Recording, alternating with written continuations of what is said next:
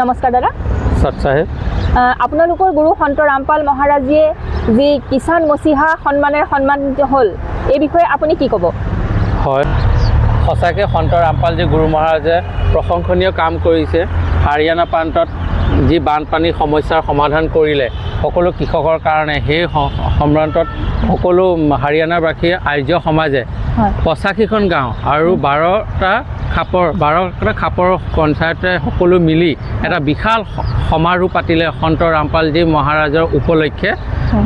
কিষাণ মছিহা নামেৰে তেখেতক এটা সন্মান বঁটা প্ৰদান কৰিছে আৰু সকলো মানে জনতাই তাত আগভাগ লৈছে আৰু বিশ্বৰ ভিতৰত এইটো এটা বহুত ডাঙৰ পদক্ষেপ লৈছে, যেনেকৈ জনতাৰ মাজত কিষাণ মছিহা মানে বঁটা তেনেকৈ দিয়া নাই। আজি সন্ত ৰামপালজী গুৰু মহাৰাজে তেখেতক প্ৰদান কৰিছে। আমি সকলোৱে খুবেই আনন্দিত। এইজন গুৰু মহাৰাজে ইমান পৃথিৱীত সকলোখিনি মানে কাম কৰিছে, যি নেকি ঘৰ, অন্ন, বস্ত্ৰ, বাসস্থান সকলো ব্যৱস্থা সকলো জেগাতে কৰিছে। আৰু এটা সময়ত হাৰিয়ানাবাসীৰ আৰ্য সমাজে এই জ্ঞান বিৰোধ কৰিছিলে। আজি সকলো মিলি হাৰিয়ানাবাসী প্ৰান্তৰ আৰ্য সমাজে মিলি এই সন্মান যে দিছে, সঁচাকৈ প্ৰশংসনীয়। আমি ইতিমধ্যে শুনিছোঁ যে ছ'চিয়েল মিডিয়াত টুলপাৰ লগাই আছে সন্ত ৰামপালজী মহাৰাজৰ এই বঁটাসমূহক লৈ। তেখেতে বহুতখিনি বঁটা ইতিমধ্যে লাভ কৰিছে বুলি আমি এতিয়া শুনিছোঁ। গতিকে এই বঁটাখিনি তেখেতে আচলতে কি কাৰণত পাইছে, কি বঁটা পাইছে তেখেতে?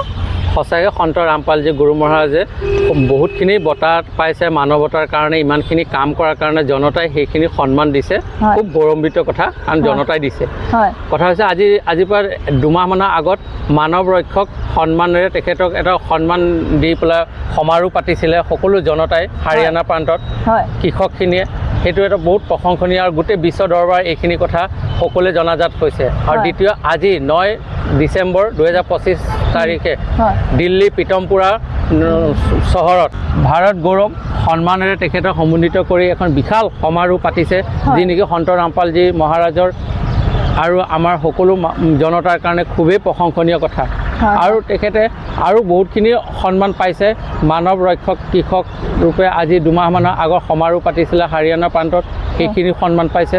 আৰু কিষাণ মছিহাৰ সন্মান পাইছে, বহুতখিনি সন্মান তেখেতে পাইছে। আৰু সঁচাকৈ প্ৰশংসনীয়, তেখেতে অন্ন, বস্ত্ৰ, বাসস্থান, যি নেকি দুখীয়া মানুহ যিখিনি চৰকাৰী সাহায্য পোৱা নাই, সেই সাহায্য নোপোৱা মানুহখিনি, পিছপৰা মানুহখিনিক একোটা মানে ঘৰ নিৰ্মাণ কৰি দিছে। আৰু ল'ৰা ছোৱালী পঢ়া শুনাৰ কাৰণে সেই ঘৰত যদি মুৰব্বীয়ে ইনকামৰ চ'ৰ্চ নাই, তেনেহ'লে সেই তাত সকলো অন্নৰ যোগান ধৰাৰ ব্যৱস্থা কৰিছে আৰু বস্ত্ৰৰো যোগান ধৰাৰ ব্যৱস্থা কৰিছে। সঁচাকৈ তেখেত ভগৱানৰ মছিহা বুলি আমি ভাবোঁ।